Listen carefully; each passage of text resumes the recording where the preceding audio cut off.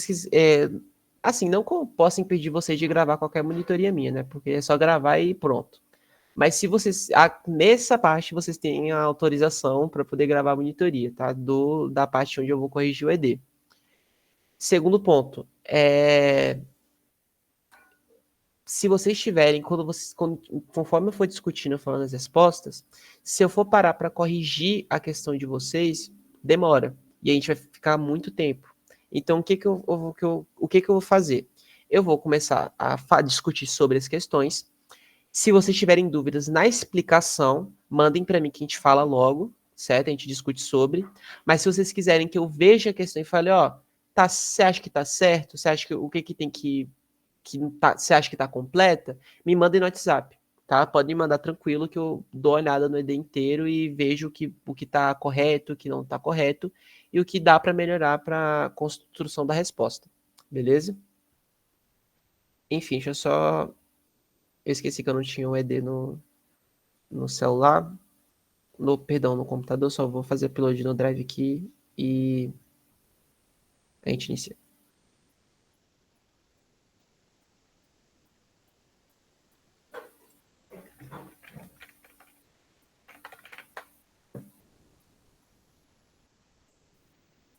Sei lá, onde vocês anotaram, acompanhem por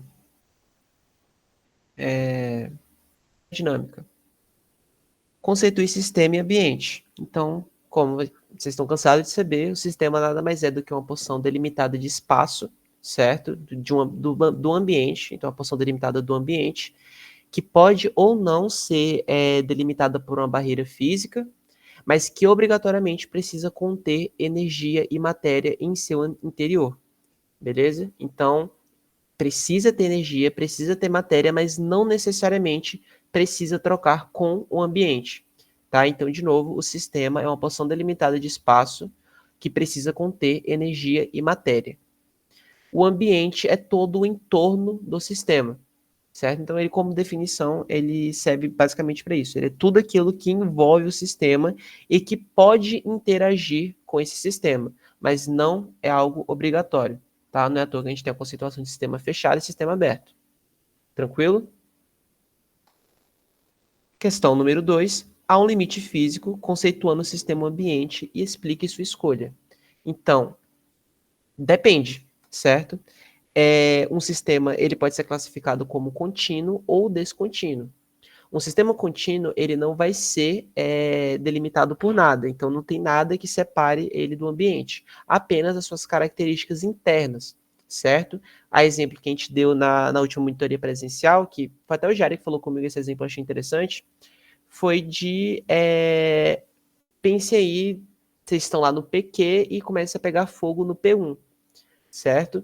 Vocês não vão sentir o cheiro, correto? Vocês vão visualizar que tem algo ali. Vocês sabem que tem, porque a fuligem ou a fumaça em si, ela é um sistema. Ela contém matéria e ela contém energia. E o ambiente, nesse caso, seria o ar atmosférico. Não tem nada que separe a fumaça do atmosférico, absolutamente nada. Mas é um sistema dentro de um ambiente, certo? E esse sistema, ele consegue se dissipar pelo ambiente. Em que sentido? De algum momento, a fumaça que está batendo lá no P1, ela chega no PQ. Então, você consegue sentir o cheiro. Então, é um sistema dentro de um ambiente, porém, ele não possui delimitação física que o separe dele, certo? Ao contrário dos sistemas que são descontínuos. Os sistemas descontínuos, eles possuem uma barreira física de separação com o ambiente, certo? Então, o que, que seria essa barreira? Pode ser uma membrana plasmática, uma membrana celular, no caso. Pode ser uma garrafa, por exemplo, que contenha café dentro. Então, você tem energia térmica, você tem matéria, que é o próprio calor, mas ele não está em contato com o ambiente, certo? No caso, o sistema em si, porque você tem a garrafa limitando. Beleza? Então, em sentido de delimitação, nós temos duas separações: sistemas contínuos e sistemas descontínuos, variando a partir da presença de uma barreira que os separe do ambiente, certo? E o segundo conceito, que a gente já tá matando a questão 3 junto também, que são os tipos de troca que um sistema consegue fazer com o ambiente. Então, os sistemas eles podem ser classificados nesse sentido como sistemas abertos, sistemas fechados e sistemas isolados. O que cada um quer dizer? O sistema aberto ele vai trocar tanto matéria quanto energia com o ambiente. Qual é o exemplo que a gente tem disso? A célula. A célula está em constante interação com o meio extracelular, que seria considerado o seu ambiente mais próximo, vamos dizer assim. Lembrando que o ambiente é infinito, né? Então, isso depende muito do ponto de vista. Tá? Então, o meio extracelular é ambiente, sim, mas o meio extracelular também não deixa de ser um sistema dentro de um outro sistema e, consequentemente, mas não vamos entrar nesse detalhe. Enfim, o que eu quero dizer é que nós temos troca, tanto material quanto energética, com o ambiente. O sistema fechado, ele vai ter a troca apenas energética. Então, a matéria, ela não passa, certo? A exemplo, a gente tem uma garrafa de café. Então, a garrafa de café, ela vai preservar a temperatura? Vai. Mas, em determinado momento, esse calor, ele vai ser perdido para o ambiente. Beleza? Mas o café que está lá dentro, ele vai sair? Não.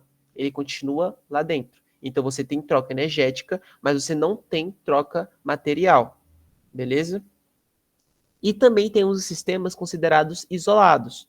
O sistema isolado ele não troca nem energia e nem matéria com o ambiente. Lembrando que são os sistemas exclusivamente teóricos. Na prática, na biologia, não existe nenhum ser que não troque energia ou matéria com o ambiente. Tá? Isso é importante salientar. Então, nós temos dois tipos de sistema majoritário, que é o fechado e aberto, em relação à troca, no caso, e um sistema isolado, que ele realmente é isolado dos outros, já que ele não acontece biologicamente falando, tá? Lembrando que eles podem ser associados os tipos de sistema. Então, pode ser um sistema contínuo fechado, um sistema contínuo aberto, um sistema descontínuo fechado, um sistema descontínuo aberto. Apesar de que você encontrar um sistema descontínuo que não seja aberto, é muito difícil. Mas, enfim. Eu, por exemplo, não consigo pensar em nenhum que não seja, mas... Enfim. Questão número 4. Quais são as leis da termodinâmica? Então, a termodinâmica ela tem como princípio duas leis principais, a primeira e a segunda, onde a primeira lei da termodinâmica ela se referencia ao princípio da conservação de energia, que nada mais é que a energia não pode ser nem destruída e nem sintetizada, ela não pode ser nem criada nem destruída, ela pode apenas ser alterada. E se foi que a energia que estava desde os primórdios do universo é a mesma que está até hoje. A diferença é que ela foi constantemente transformada, certo? A exemplo, vocês têm aquele ciclo da geração de energia elétrica, de energia luminosa das lâmpadas. Então você tem energia mecânica sendo convertida em energia potencial, sendo convertida em energia mecânica, sendo convertida em energia térmica, sendo convertida em energia elétrica, sendo convertida em energia luminosa. Mas percebam que ela foi sempre convertida, nunca destruída. Tranquilo? Lembrando também que parte dessa energia sempre vai estar sendo perdida em forma de calor, tá? Perdida no sentido de que está liberando, mas não significa que está sendo destruída também. A segunda lei da termodinâmica ela é apontada como a tendência à dissipação de energia, onde a energia ela sempre vai migrar da região mais concentrada para menos concentrada, ou de maior disponibilidade para menor disponibilidade, se vocês podem chamar da forma que quiserem. Tá? O sentido aqui ela sempre vai migrar no sentido espontâneo, então não é um processo induzido, ele acontece por si só, onde ela vai sair daquela região ali de estar mais concentrada para menos concentrada. E isso vale para qualquer tipo de energia, seja energia sonora, seja energia luminosa, seja energia elétrica, seja energia potencial, seja qual for, tá? A tendência sempre é ser nessa ordem. Nós temos a inversão da segunda lei da termodinâmica? Temos. Qual é? A utilização de energia, de energia, de certa forma, para poder converter essa lógica. O exemplo que deram na monitoria que foi interessante é uma geladeira, certo? A geladeira, em tese, ela deveria ter a mesma temperatura do ambiente. Mas o que ela faz? Ela tem a presença de um motor que vai estar sempre reciclando aquele nitrogênio que está ali dentro, resfriando tudo dentro dela. Certo? Em determinado momento, era para esse nitrogênio simplesmente vazar e acabar. mas tem um motor, eu tenho um processo ativo, um processo elétrico acontecendo ali, certo? Eu tenho utilização de energia para poder permitir com que a lei da termodinâmica seja contrariada, porque o correto seria a energia, o calor que está ali dentro ser, primeiro, ele iria entrar em equilíbrio com o ambiente, para ser mais específico, tá? Seguindo, nós temos a definição de alguns termos. Questão número. Ah, não, perdão, pulei um. Questão número 5. Agora, o que é energia interna? Energia interna é a mesma coisa que energia intrínseca. Ela consiste basicamente na quantidade total de energia dentro de um sistema, certo? Isso vai incluir tanto a energia cinética quanto a energia potencial que se encontra dentro dele. Então, basicamente, é aquele conceito de entropia e entropia. É tanto a energia que é capaz de realizar trabalho, quanto a que não é capaz de realizar trabalho. Energia cinética, energia potencial. Beleza? Questão número 6. Defina os termos a seguir. Primeiro temos a entalpia, que é a representação da energia do sistema que está disponível na forma de calor. Então, a entalpia é a quantidade de calor dentro do sistema, certo? A entropia é a energia presente no sistema que ela não consegue realizar trabalho, então ela está associada também com o grau de desordem dos sistemas, certo? Então, de novo, a entalpia é a quantidade de calor no sistema. Entropia é a quantidade de energia que está dentro do sistema, mas que não consegue realizar trabalho. E a energia livre, ela vai ser a energia disponível dentro do sistema que consegue realizar trabalho. Tá? Então, são 3 parâmetros para poder ser analisado. O primeiro, que é a entalpia, é a quantidade de calor que tem, e a entropia e a energia livre são opostos. Um é a quantidade de que não tem, a quantidade de energia que não consegue realizar trabalho, que seria a entropia, e a que consegue realizar trabalho, que seria a energia livre. Beleza? Quais são as mudanças que podem ocorrer na energia livre? A energia livre ela pode ter processos tanto endergônicos quanto exergônicos. Alguém lembra a diferença disso? Ah, esqueci que eu não posso ficar induzindo, porque senão vai demorar demais. Confundi com o período passado. Reação endergônica é aquela que absorve energia, certo? O que é absorver? Ela precisa de que alguma energia tenha sido dissipada para acontecer. São processos completamente ativos, certo? Ele precisa de energia para poder acontecer. Ao contrário daquelas que são exergônicas. As exergônicas são processos espontâneos que liberam energia, tá? Então são polos contrários. Endergônica absorve, exergônica libera. Lembrando que todo processo exergônico precisa estar acoplado a um processo, perdão, todo processo endergônico precisa estar acoplado com um processo exergônico, no sentido de que se isso não acontece, o processo endergônico ele também não vai acontecer, beleza? Seguindo, nós temos uma reação espontânea é caracterizada pela perda de calor, entalpia. Essa frase está correta, se não, justifique o porquê. Então, a frase ela está incorreta, tá? Uma reação espontânea ela vai ser caracterizada pela perda de energia livre, tá? Então, a energia livre que vai sair. Você tem a geração de energia, é uma perda significativa em forma de calor? Tem, mas não é ela que define, certo? Então, o processo espontâneo, ele depende da liberação de energia, tá? Energia, nesse caso, livre. Tranquilo? Então, a alternativa estava incorreta no sentido de que está falsa, tá? Número 8, considere um processo onde ΔG é igual a menos 3,65 joules por mol. Como a entropia varia nesse processo? Então, vamos pensar por lógica, que a gente sabe que é um processo exergônico. Por quê? Porque o ΔG é negativo, certo? Se o ΔG é negativo, isso significa que é um processo espontâneo, pois processos espontâneos, eles vão ser sempre ΔG menor que zero. Tranquilo? Logo, eles tendem a ocorrer de forma espontânea. E o que caracteriza a entropia? Basicamente isso. Então, quando você tem o processo espontâneo, ele sempre tem associação com o aumento da entropia. Por quê? Porque eu estou perdendo energia livre. Lembra lá daquela fórmula que eu mostrei para vocês lá na primeira monitoria de termodinâmica? A entropia, ela é inversamente proporcional à energia livre. Então, se eu aumento a entropia, energia livre diminui. Mas aqui nesse sentido, se eu reduzir a energia livre, a entropia ela domina e aumenta, certo? Então, a perda de energia livre resulta no aumento da entropia, beleza?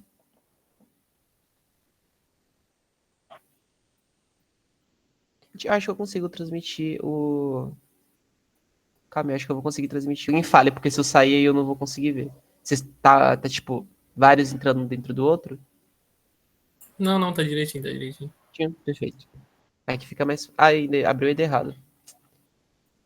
Calma aí, calma aí. 7 aqui já foi. 8 já foi. Questão 9.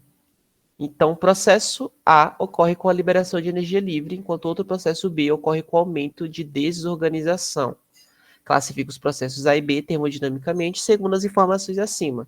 Esses processos são termodinamicamente acoplados, conectados, e cite uma situação dentro da logística biológica que está associada com os processos supracitados.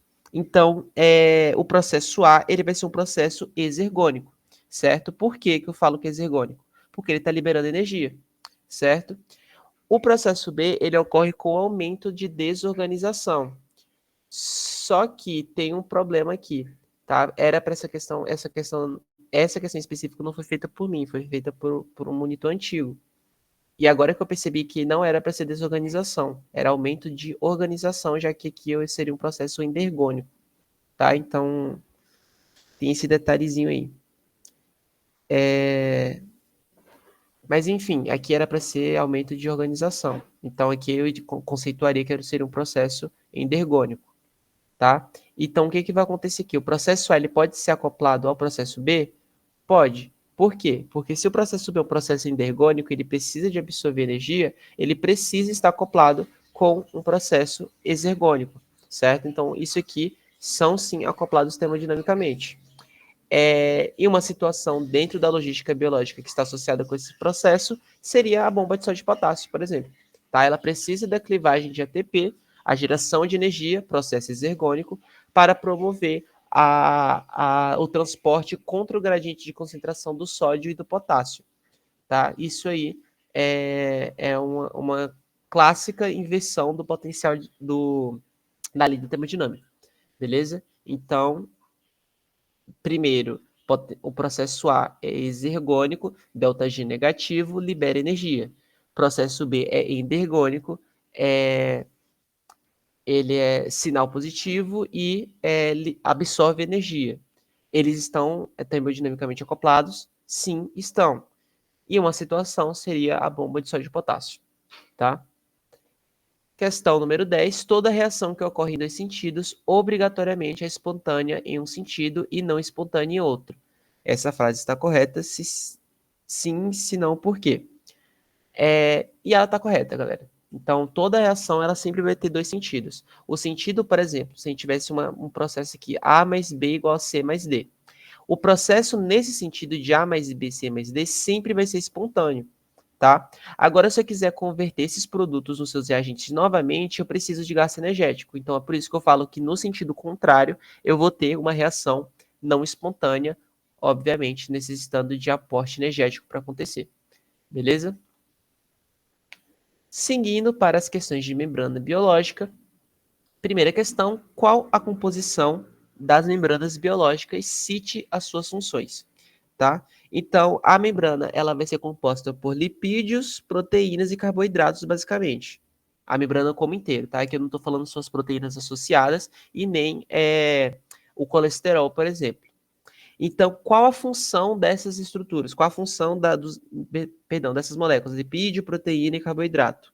Elas têm como função a compartimentalização, certo, da membrana. Então, ela forma a estrutura base da membrana, da célula, perdão. Então, ela forma a estrutura base da célula. O autosselamento, que é proposto pelo aquele princípio de formação de micela, que eu mostrei para vocês lá na monitoria de membrana biológica, que a Michelle comentou também. Ela promove a permeabilidade seletiva da membrana, então é a característica dela que determina a passagem de qualquer molécula, beleza? E ela também tem como característica ser dinâmica e fluida. Dinâmica no sentido que ela está em constante movimento e fluida no sentido de que ela permite a passagem de determinados solutos, mas não para todos e não o tempo inteiro. Tá? Então, a composição geral, novamente, são de lipídios, proteínas e carboidratos, e como função é compartimentalização, permeabilidade seletiva, e dinâmica e fluida. Beleza? Lembrando que se vocês tiverem alguma dúvida, não mandem no chat, porque eu não consigo ver, tá? Como eu estou compartilhando a tela inteira.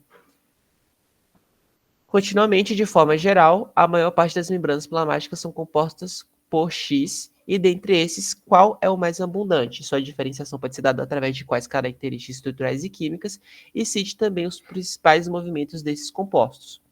Então, são compostos basicamente por fosfolipídios, certo? Por lipídios, para ser mais específico, mas... por lipídios, mas para ser mais específico ainda, por fosfolipídios.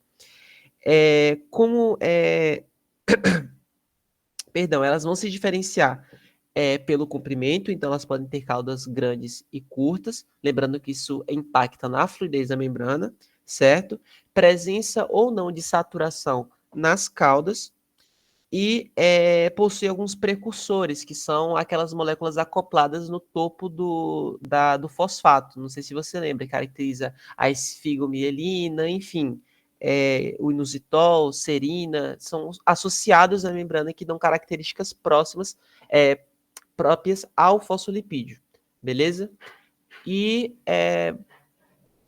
basicamente isso, de diferenciação entre um e outro. Os principais movimentos são flip-flop, que é a transição de transporte entre monocamadas, certo? Então, o fosfolipídio que estava exposto para o meio extracelular, ele troca com o outro, então ele sai de uma monocamada e passa para outra. Lembrando que esse processo ele demora muito para acontecer, então normalmente é uma vez a cada 30 dias. E o principal motivo que isso acontece, pelo menos que eu encontrei na literatura, é impedir que o fosfolipídio fique saturado, fique desnaturado, ou oxidação também, beleza? Então ele pede esses dois fatores, mudando de monocamada para você estar sempre tendo o processo de manutenção exercido pelas características do meio intracelular. Tranquilo? E temos a difusão lateral, que é quando os fosfolipídios trocam com o seu fosfolipídio vizinho. Essa característica é o que determina a dinâmica da membrana, já que eles estão em constante movimento, então constante energia cinética ali sendo formada. E esse processo também contribui para que os solutos atravessem a membrana, tá? Por aquela difusão primária que vocês viram lá, que é a difusão direto pela bicamada. Também temos a flexão, que é quando o fosfolipídio ele levanta a sua cauda. Esse processo também é para permitir com que haja uma maior fluidez. E temos a difusão rotacional, que é quando ele rotaciona dentro do seu próprio eixo. Tá? Essa difusão rotacional pode ser chamada também só de rotação. Tranquilo? Questão número 3. Quais os principais fatores que influenciam na fluidez da membrana? Basicamente é a composição e a temperatura, tá? Então, quando a temperatura está mais alta, a membrana fica mais fluida. Quando ela está mais baixa, a membrana fica menos fluida, podendo passar por transição de fase, beleza? Em relação à composição, é justamente a presença de saturação, o tamanho da cauda, a concentração de colesterol, enfim, tudo isso importa para que a membrana fique mais ou menos fluida. E associando a isso, o que é a transição de fase e como o comportamento e composição das caudas podem afetar. Alguém levantou a mão? Isso. Marcos, deixa eu perguntar, você tinha dito que dependendo do tamanho da cauda aumentava a fluidez ou diminuía. Quanto maior a cauda for, mais fluida ela é, ou quanto menor ela for, mais fluida é? Pode relembrar isso, por favor? Quanto menor ela for, tá? Tem uma justificativa para isso, por quê? Se a cauda for muito grande, ela vai ter uma comunicação com o fosfolipídio da outra monocamada muito próximo. Então acaba que as moléculas não conseguem passar com tranquilidade por ali. Quando esse fosfolipídio tem a cauda mais curta, ele dá espaço para que algumas coisas consigam atravessar. Porque lembre-se, quando uma molécula ela é muito lipossolúvel, ela atravessa a membrana de forma muito tranquila, porque ela tem uma afinidade, pelos lipídios, certo? Só que a gente também tem a passagem de moléculas que são hidrofílicas. Quando elas são hidrofílicas, elas não têm uma interação tão legal com os lipídios. Então, por onde elas vão passar? Por esses caminhos formados por onde não está presente essa cauda do fosfolipídio. Então, é justamente por isso que ela fica mais fluida, porque ela dá espaço para que essas moléculas que são hidrofílicas e, consequentemente, lipofóbicas, consigam atravessar. Beleza? Então, quanto menor a cauda, mais fluida será a membrana. E falando agora da transição de fase, o que é a transição de fase? É entrar em estado de cristalino rígido. Tá? O que é o cristalino rígido? É quando a membrana ela fica com aspecto gelatinoso. Então, se antes os fosfolipídios eles eram separados entre si, eles são próximos no sentido de formação de barreira, mas entendam que tem um espaço entre um fosfolipídio e outro. Tá? Quando a membrana fica em cristalino rígido, os fosfolipídios eles se agrupam de forma que nada passa por eles e dá uma característica de gel para a membrana. Então, quando está em temperatura normal, você vai ter os fosfolipídios separados justamente para permitir a passagem. Quando entra em cristalino rígido, que é a transição de fase, eles se agrupam de forma que eles ficam tão encostados um no outro que nada passa, beleza? E a gente leva no sentido de como a composição das caudas pode afetar esse fenômeno. Por quê? A transição de fase, como eu disse, ocorre em temperatura baixa. O que pode atuar nessa lógica? E nesse sentido que a gente está falando somente das caudas. As caudas que são insaturadas, elas não vão precisar de uma temperatura muito mais baixa para permitir com que haja transição de fase. Da mesma forma que as caudas curtas também necessitam de temperaturas muito mais baixas. Então é por isso que a gente disse que a membrana mais fluida também é a mais resistente à variação de temperatura, certo? Porque se a cauda for insaturada e curta, ela vai ser mais fluida na temperatura normal e ela também vai precisar de temperaturas muito mais baixas para passar por transição de fase. Beleza? Tem outras estruturas que são associadas com isso, como o colesterol, mas como a pergunta está pedindo a composição das caudas, não preciso citar o colesterol aqui, tá? Até porque eu botei uma pergunta sobre isso logo em sequência. Beleza? Então, no sentido da composição de caudas, o que importa é o tamanho. Então, curtas são menos suscetíveis à transição de fase, da mesma forma que as insaturadas, que são aqui na perninha torta, também são menos suscetíveis à transição de fase. Tá? Mas detalhe, se a temperatura baixar demais, ela vai acontecer de qualquer forma. A diferença aqui é só na capacidade de resistir a essa temperatura. Tá? As que têm cauda longa ou ausência de insaturação costumam não ser tão resistentes à temperatura. Tá? Mas um detalhe que é importante também é vocês pensarem, então por que eu só não tenho todos os meus fosfolipídios de cauda curta e insaturados? Justamente porque se isso acontecesse, a membrana ia perder a sua capacidade de ser semipermeável. Porque se a membrana ficar fluida demais, tudo que ela restringe iria entrar. E isso não é interessante. Tá? Ela é semipermeável, ela é permeável àquilo que ela precisa. Beleza? Então não é interessante que a membrana seja muito fluida, ao mesmo tempo que não é interessante que ela seja pouco fluida. Isso vai depender muito do tipo celular, mas o ideal é que ela fique na sua média mesmo. Ela nem é muito fluida, nem pouco fluida. Beleza? E a gente vai para a pergunta de número 5, como o colesterol influencia na fluidez e na sua permeabilidade.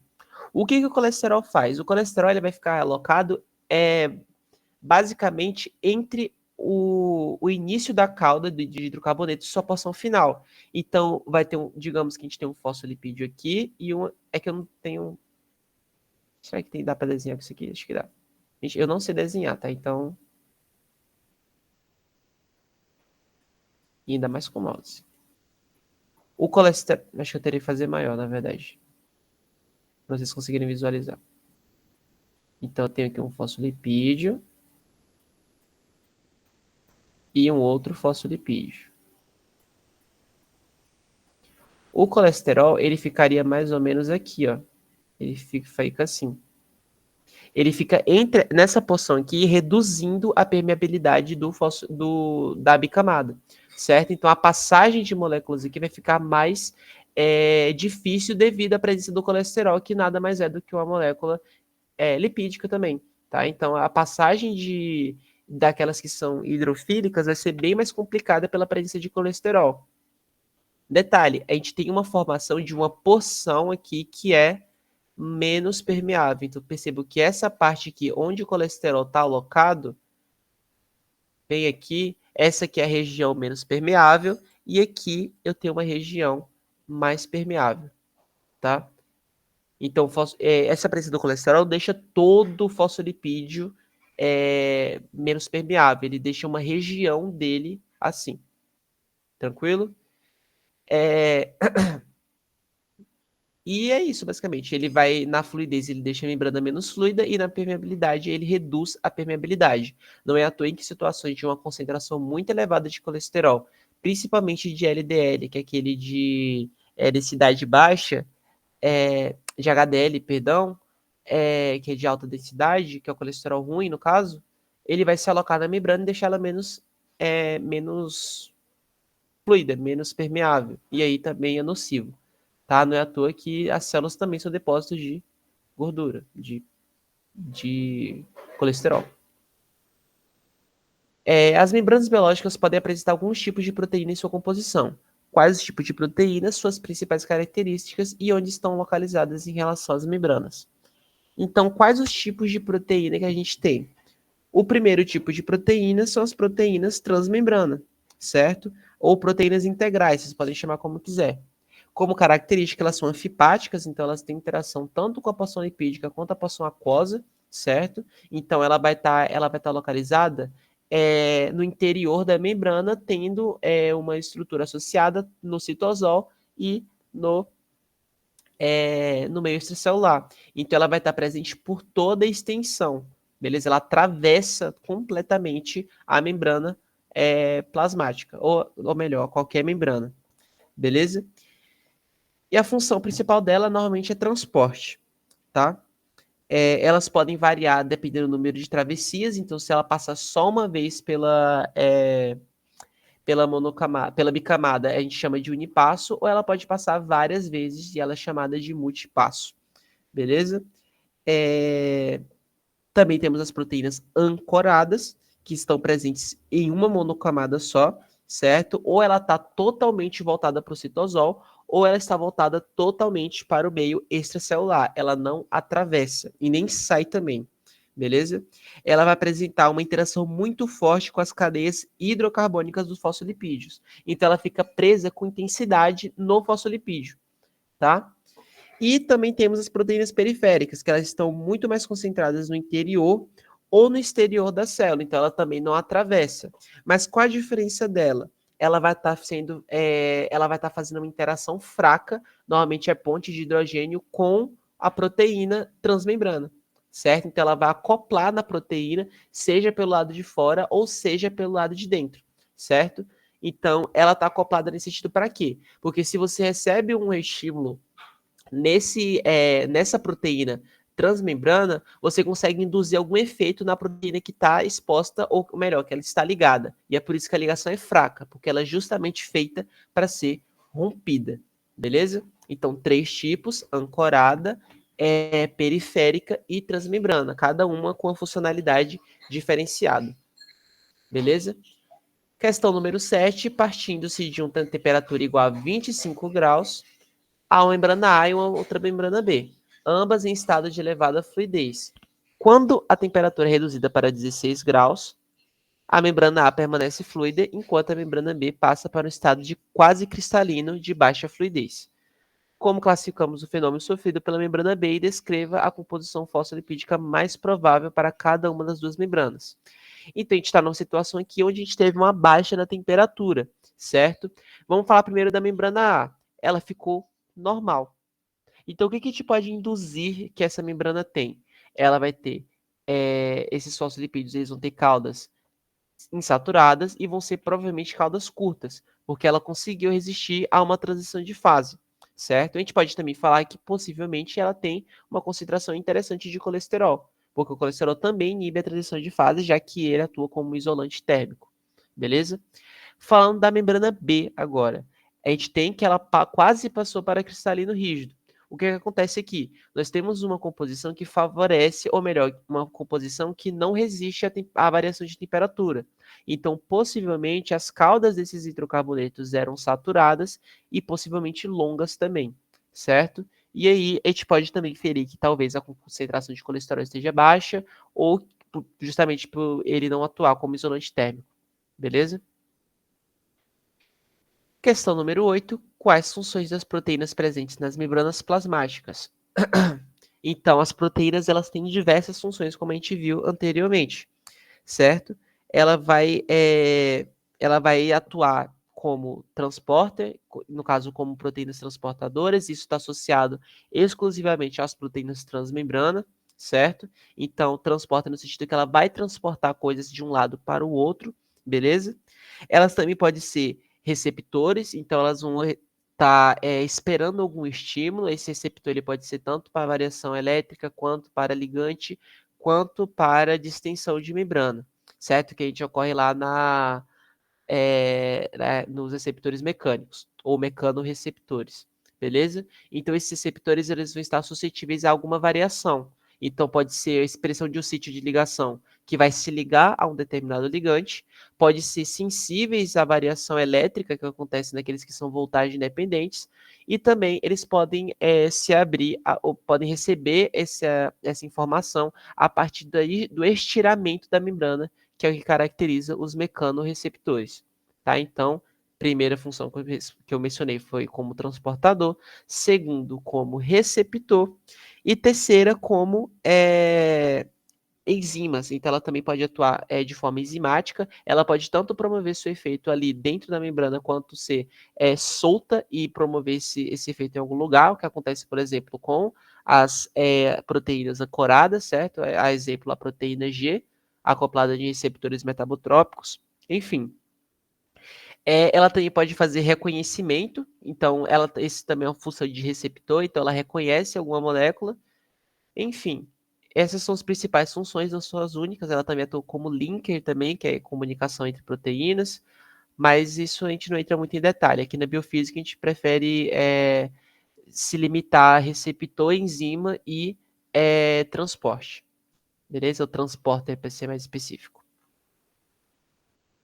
E aí eu vou finalizar em transporte transmembrana e as outras a gente deixa para corrigir na próxima monitoria, tá? A de transporte aqui é bem tranquilinho porque é rápido. Então, primeiramente, conceitue o transporte passivo e transporte ativo. Então, o transporte passivo nada mais é do que o transporte sem a necessidade de gasto elétrico, certo? A favor do gradiente de concentração. Então, nesse caso, a gente vai aproveitar da gradiente formado e também pelo movimento browniano expresso pelo soluto, que a cinética dele está sempre se movimentando. Então, ele tem a tendência de quê? De se chocar com a membrana e passar, certo? Então, o transporte passivo, ele obedece o gradiente de concentração e não tem gasto elétrico, tá? Ao contrário do transporte ativo. O transporte ativo, ele precisa de alguma reação que libere energia para poder acontecer. Ele vai acontecer principalmente através da utilização de bombas, que são proteínas que têm a capacidade ATPase, certo? Ou de forma direta, que seria o transporte ativo primário, que é quando a bomba cliva o ATP e gera a energia necessária para transportar algo contra o gradiente de concentração, ou a gente também tem o transporte ativo secundário, que aproveita desse gasto elétrico e do gradiente formado para poder transportar alguma outra coisa, seja a favor, seja contra, tá? É só para ativação mesmo dessa determinada proteína.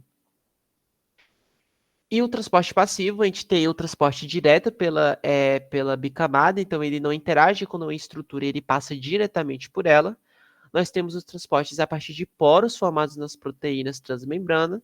Também temos a difusão facilitada, que seria a utilização de proteínas que alteram sua conformação, tá? Lembrando que essas proteínas que alteram a conformação, elas são muito semelhantes com aquelas bombas. A diferença aqui é só que uma precisa de energia e a outra não, tá? Segundo, quais fatores influenciam no direcionamento do transporte passivo? O principal fator que a gente tem é justamente o gradiente de concentração, certo? Então, se um determinado soluto está mais concentrado de um lado, a tendência é que ele passe para o outro lado, beleza? Seguindo, a gente tem a permeabilidade, então, quanto mais permeável a membrana for, maior será a capacidade de transporte. Temos o tamanho e peso molecular desses solutos, então pense que moléculas que são muito com peso molecular muito intenso, e exemplo, a gente tem o amido, por exemplo, que vocês viram lá na aula de diálise, eles vão ter mais dificuldade de passar pela membrana do que aqueles que têm um peso molecular mais reduzido, como, por exemplo, o NaCl, certo? Ou sódio, o cloreto de sódio, perdão. E também nós temos a carga elétrica dada desses determinados íons, no caso, né, que são os que apresentam carga elétrica. As moléculas os íons que apresentam carga elétrica, obrigatoriamente todo íon apresenta, eles não conseguem atravessar a membrana por difusão direta. Eles precisam de proteínas para poder atravessar, tá? Então toda molécula com carga precisa disso. Seja um íon positivo, seja um íon negativo. Também temos a temperatura, então quanto maior a temperatura, maior a energia cinética formada pela vibração das moléculas, então elas tendem a passar de forma mais rápida.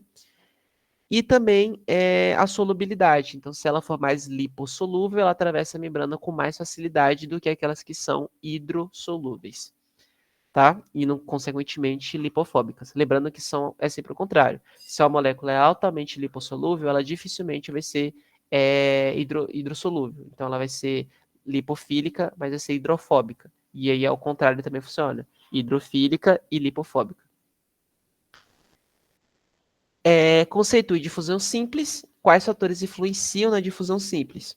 Então, a difusão simples nada mais é do que o transporte passivo, caracterizado pelo transporte de substâncias de uma região de maior concentração para uma de uma menor concentração. Ela é a base majoritária do transporte passivo, certo? A diferença aqui é que a gente não tem a utilização de uma proteína diretamente. Então, por mais que o transporte pelos canais proteicos sejam considerados transporte de difusão simples, a gente não tem interação direta do soluto com a proteína. O que acontece é a formação de um poro, certo? Então, forma um buraco na proteína e aí o soluto consegue atravessar, mas ele não tem interação direta com ela. Beleza? Então, a difusão simples ela é caracterizada por obedecer o gradiente de concentração e não utilizar proteínas de forma direta. Então, o soluto ele não se liga na proteína, ele só atravessa por ela. Beleza?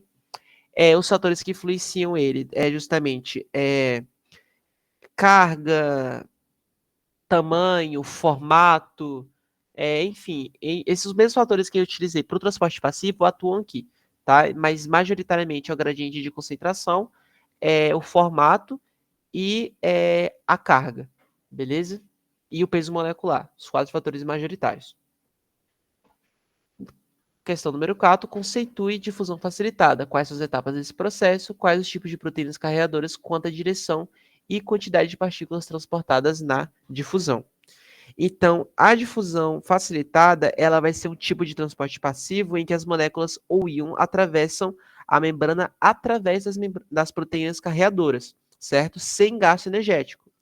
Nesse processo é necessário para que o transporte, esse processo é necessário para que o transporte de moléculas seja, que o transporte de moléculas seja permitido para aquelas moléculas que não conseguem atravessar a membrana diretamente, nem pelo canal proteico e nem direto pela bicamada, certo? Então, as etapas, a primeira etapa que a gente faz é a ligação, então a gente tem um reconhecimento do sítio de ligação pelo seu soluto específico. Depois nós temos a alteração de conformação, que é quando a proteína vira para o lado oposto, certo? Então, se ela estava voltada para o meio extracelular, a molécula se liga no sítio, ela altera sua conformação e vira para o meio extra, ou ao contrário, intra para o extra para o intra, certo? Depois nós temos a liberação, que é quando a molécula ela se solta do sítio de ligação e cai na sua região específica. E depois nós temos a sua volta, que é recovery, que é quando ela volta para o seu estado conformacional de origem. E aí ela está pronta para poder transportar mais moléculas. Beleza? Questão número 5. A difusão através de canais proteicos permite a passagem de quais moléculas e por que é necessário que elas sejam transportadas por essas estruturas e não de forma simples como as moléculas apolares. Então, os canais proteicos eles são utilizados principalmente para transporte de íon e de água, que é pelas aquaforinas, que vocês vão ver depois. Beleza? Não dá para passar íon e água pela difusão direta, porque ambos apresentam carga, certo?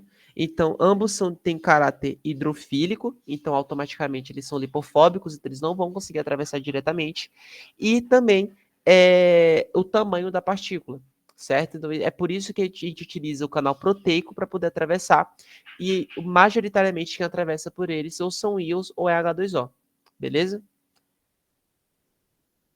De acordo com a forma de ativação, quais são os 3 principais tipos de canais iônicos presentes nas membranas celulares? Então, é aquilo que eu mencionei anteriormente. Nós temos como principais os mecanorreceptores, que são ativados a partir do estiramento da membrana. Nós temos os voltagem dependentes, ou dependente de voltagem, que depende da variação elétrica do potencial de membrana para serem abertos. E nós temos os ligantes dependentes, que dependem de algum ligante se alocar no seu sítio de ligação para que ele se abra e permita a passagem de um determinado soluto. Lembrando que isso acontece de forma extremamente específica. Tá? É um canal para um determinado íon e é isso. Beleza? Questão número 7, porque é possível atingir um ponto de saturação da difusão facilitada. Lembrando que a saturação é a concentração na qual a velocidade da difusão feita por proteínas é constante. É possível atingir um ponto de saturação, por quê? Porque quando você aumenta uma concentração em um determinado ponto, todas as proteínas de transporte, elas vão estar com seus sítios de ligação ativos, certo? Então sempre vai ter algo ligado a eles. O que isso quer dizer? Que quando todas essas proteínas estão com seus sítios ligados e, consequentemente, elas estão em atividade, elas saturam, certo? E por que essa saturação é importante? É porque, nesse momento, a gente não consegue mais aumentar a velocidade de transporte. Porque se eu tenho todas as proteínas ocupadas, não importa o quanto o gradiente de concentração se altere, não importa o quanto de soluto eu adicione nesse meio, ele não vai conseguir transportar, porque as proteínas já vão estar na sua atividade máxima. Beleza? Questão número 8. Qual a principal diferença entre o transporte passivo e o transporte ativo? E do ponto de vista termodinâmico, o transporte ativo é um processo exergônico ou endergônico. Então, a principal diferença entre o transporte passivo e ativo é justamente o fato de que o passivo ele obedece o gradiente de concentração, certo? Então, sempre vai migrar do meio mais concentrado para o meio menos concentrado. Beleza? Enquanto o transporte ativo, ele é a inversão da segunda lei da termodinâmica. Eu vou transportar alguma coisa contra o gradiente de concentração.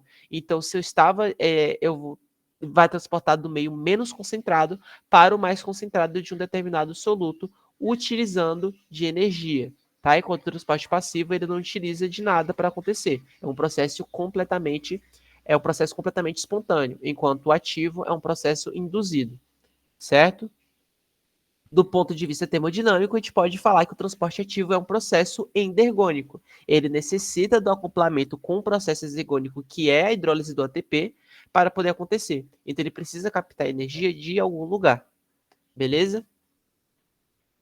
E, por último, quais os tipos de transporte ativo e explique seu funcionamento citando exemplos, se possível.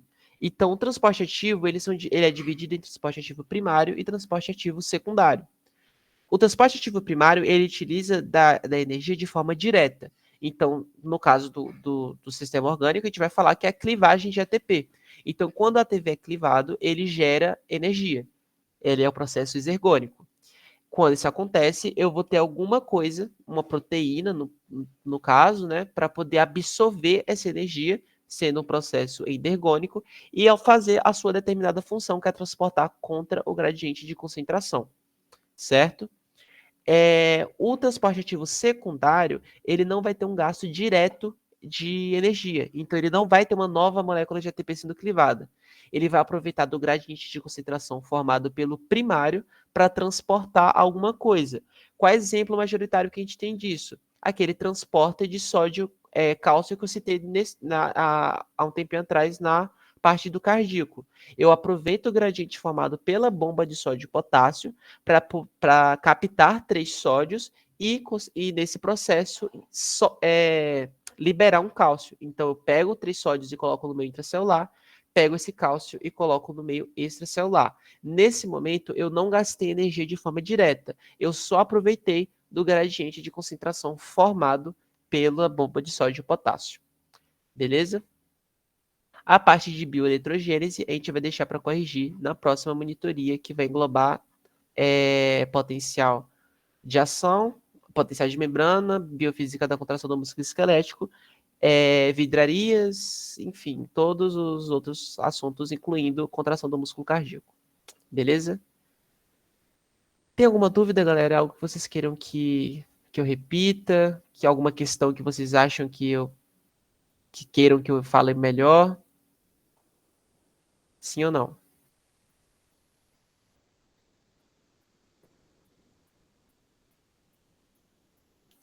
Vamos lá, galera. Hora do feedback. Não? Perfeito. Então, novamente, se vocês tiverem qualquer dúvida, é só avisar. Se quiserem mandar o ED respondido para eu dar uma olhada e mandar uma direcionada, pode fazer também. Ademais, é isso, galera. A gente finaliza aqui hoje e a gente volta na nossa próxima monitoria com a revisão pré-prova. Tá? Ah, alguém falou pera, pode falar.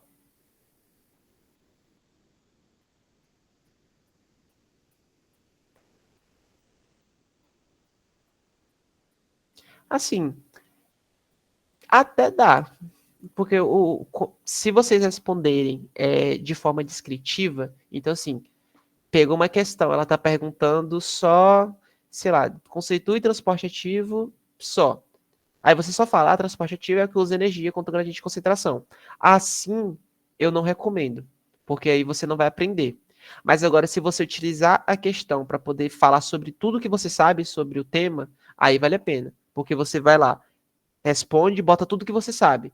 Compara com a resposta correta, no caso, completa. Você vai ver, ó, isso que eu esqueci. Aí quando você for fazer o ED de novo, a questão novamente, você vai lembrar dessa parte. Então você vai estar, de certa forma, correlacionando tudo do assunto dentro de uma gama pequena de questões, certo? Mas qual é o problema disso? Você vai ficar muito limitado, porque se você vai ter um aporte teórico tranquilo. Só que quando chegar na prova, não é só a teoria que importa. Não é só você saber, você tem que saber correlacionar. Então, é isso você não consegue tanto estudando só por questões. Mas, assim, eu faço com frequência estudar por questões, eu não uso questões do ED, no caso, dos EDs das matérias que eu faço. O que eu costumo fazer eu faço o meu resumo, ou pego um resumo pronto, e peço para o ChatGPT fazer questões aplicadas e discursivas sobre esse determinado assunto. Porque aí eu vou conseguir treinar tanto o meu conhecimento teórico, quanto a minha capacidade de associar com os outros processos do corpo, enfim. E isso funciona muito bem, tá, gente? Falando sério mesmo, isso faz a maior parte das questões, das provas que eu tiro nota alta, são porque eu estudei dessa forma. Então funciona mesmo. Inclusive, eu recomendo utilizar Yankee, tá? Para quem não conhece, pesquisem sobre. É um appzinho de questões, que você que faz as questões, você coloca lá para ir revisando elas. Então, se vocês quiserem decorar alguma coisa, anatomia, histologia, biofísica, Anki serve muito, tá? Eu uso Anki até hoje em tudo que eu faço e funciona. Dependendo, na próxima monitoria, se quem quiser no finalzinho, eu ensino como é que usa. Beleza? Mas é isso, gente. De resto, estudem e a gente se vê na nossa próxima